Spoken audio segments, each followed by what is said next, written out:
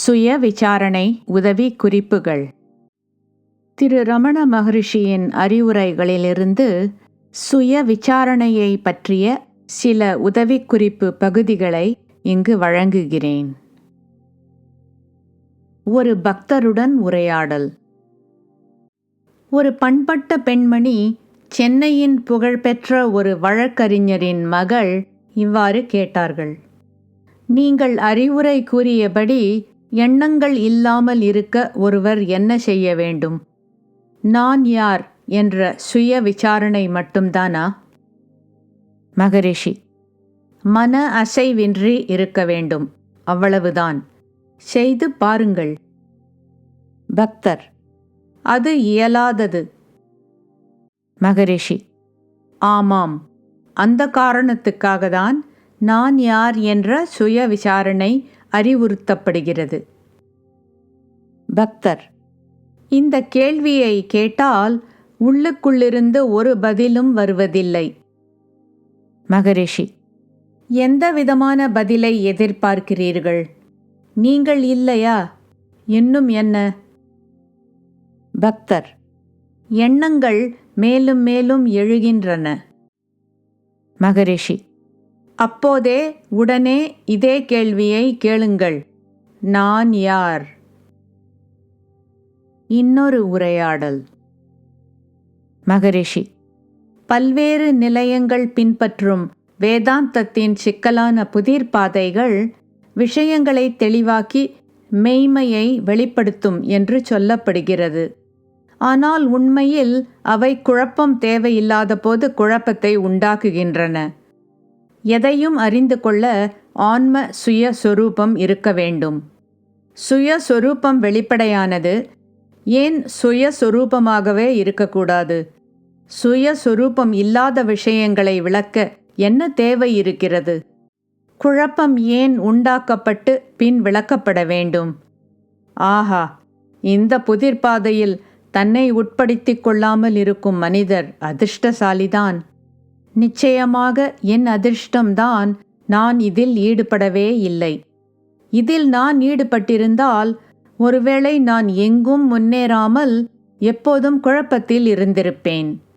என்னுடைய பூர்வ மனப்போக்குகள், வாசனைகள் என்னை நேரடியாக நான் யார் என்ற சுய விசாரணைக்கு எடுத்துச் சென்றன. இது நிச்சயமாக என் அதிர்ஷ்டம்தான். இன்னொரு உரையாடல். பெங்களூரிலிருந்து சில பெண்மணிகள் வந்திருந்தனர்.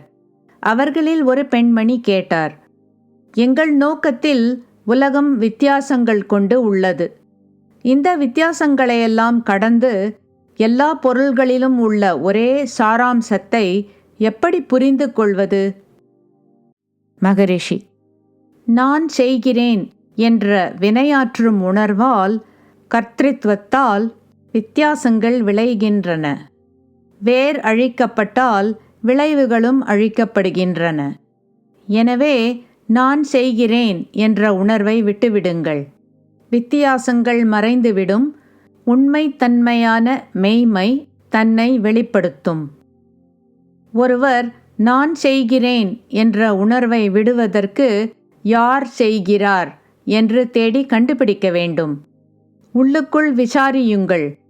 நான் செய்கிறேன் என்ற உணர்வு மறைந்துவிடும்.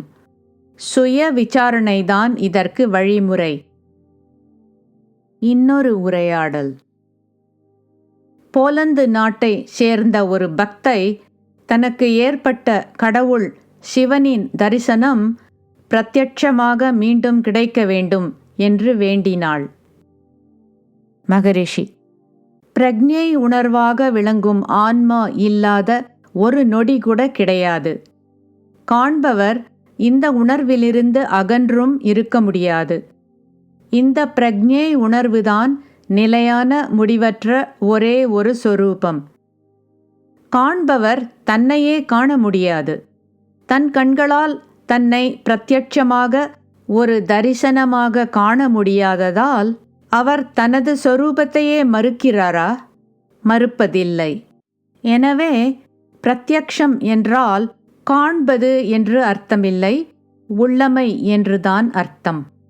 இருப்பது என்பது உள்ளமையை உணர்வதாகும். அதனால்தான் நான் அந்த நான் என்று சொல்லப்படுகிறது. நான் இருக்கிறேன் என்பதுதான் சிவம். சிவம் இல்லாமல் எதுவுமே இருக்க முடியாது. எல்லாம் சிவத்தில்தான் உள்ளது, சிவத்தால் உள்ளது. எனவே நான் யார் என்று சுய விசாரணை செய்யுங்கள். மனதுள் ஆழ்ந்து மூழ்கி ஆன்மஸ்வரூபமாக உறையுங்கள். அதுதான் சிவமாக இருப்பதாகும். சிவனிடம் சரணடைந்து அவரது இச்சைப்படி நடந்து கொள்ளுங்கள். நீங்கள் விரும்புவது போல செய்ய அவரை கேட்டால் அது சரணாகதி இல்லை, அதற்கு மாறாக கட்டளையிடுவதாகும். அவரை உங்களுக்கு பணிய வைத்து பிறகு அவரிடம் சரணடைவதாக நீங்கள் நினைக்க முடியாது. எது சிறந்தது, அதை எப்போது எப்படி செய்ய வேண்டும் என்று அவருக்கு தெரியும். எல்லாவற்றையும் அவரிடம் விட்டுவிடுங்கள். சுமையெல்லாம் அவருடையது. உங்களுக்கு ஒரு கவலையும் இல்லை. உங்களுடைய எல்லா கவலைகளும் அவருடையது. இதுதான் சரணாகதி, இதுதான் பக்தி. அல்லது யாருக்கு இந்த கேள்விகளெல்லாம் எழுகின்றன என்று விசாரியுங்கள். மனதுள் ஆழ்ந்து மூழ்கி ஆன்மஸ்வரூபமாக விளங்குங்கள். சாதகருக்கு இந்த 2 முறைகளில் ஒன்று எப்போதும் உள்ளது. இன்னொரு உரையாடல். மகரிஷி: மனம் என்பது எண்ணங்களின் ஒரு மூட்டைதான். எண்ணங்களின் மூலாதாரம் நான் எண்ணத்தில் உள்ளது. யார் ஒருவர் நான் எண்ணத்தின் மூலத்தை விசாரிக்கிறாரோ அவருக்கு தான்மை உணர்வு அழிகிறது. இதுதான் உண்மையான விசாரணை. பிறகு உண்மையான நான் தானாகவே பிரகாசிப்பது தெரிய வரும். பக்தர்: இந்த நான் எண்ணம் என்னுள்ளிருந்து எழுகிறது. ஆனாலும் ஆன்மஸ்வரூபம் எனக்கு தெரியவில்லை. மகரிஷி: இதெல்லாம் மன கருத்துக்கள்தான்.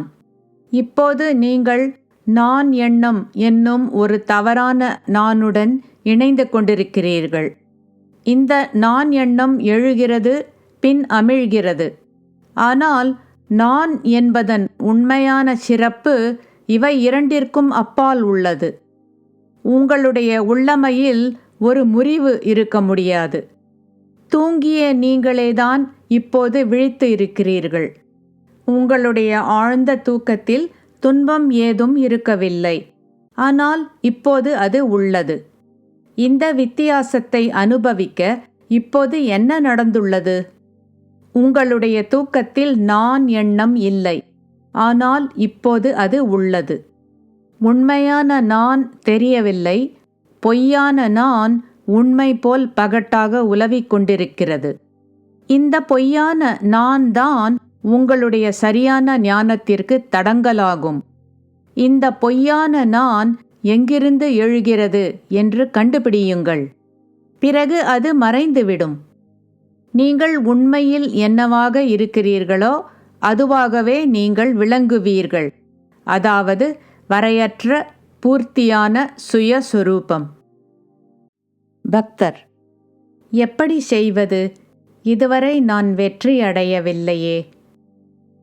மகரிஷி: நான் எண்ணத்தின் மூலாதாரத்தை தேடுங்கள். அது மட்டுமேதான் ஒருவர் செய்ய வேண்டும்.